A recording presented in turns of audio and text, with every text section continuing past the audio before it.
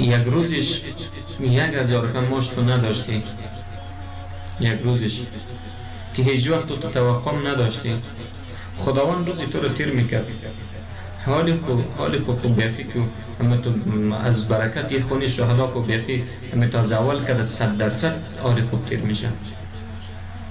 آره هیچ کس باید خود نمیاره، هیچ کسی رو باید نمیاره که همسنگرش بزیر بمب تیاره، بزیر یه تانگ و توبی غلامان امریکایی ها جسمی نازکش تکتی کمی شد.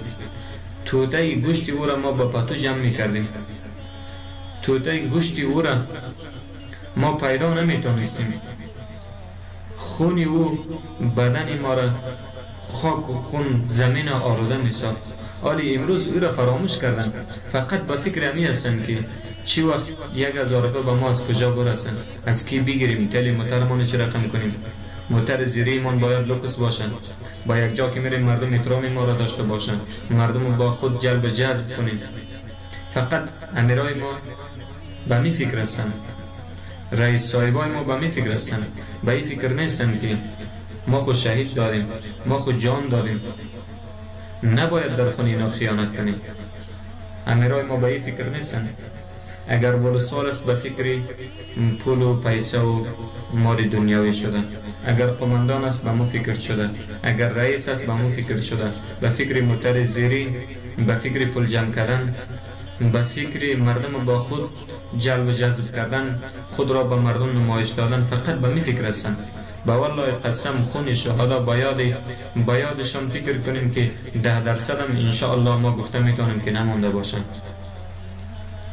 در پیش هر کس که میره، اگر در پیش اندیوال است، اگر در پیش رئیس است، اگر در پیش قماندان است، اگر در پیش والی است، به هر جایی که میری فقط ایره پرسان میکنی که فلانی چی کارا میکنی، رضا وظیفه چی است، در کجا خود ثبت نام کردی نکردی. فقط ایره از ما مردم پرسان میکنن، فقط ایره از هم دیگر ما مردم پرسان کرده نشسته هستیم روزان.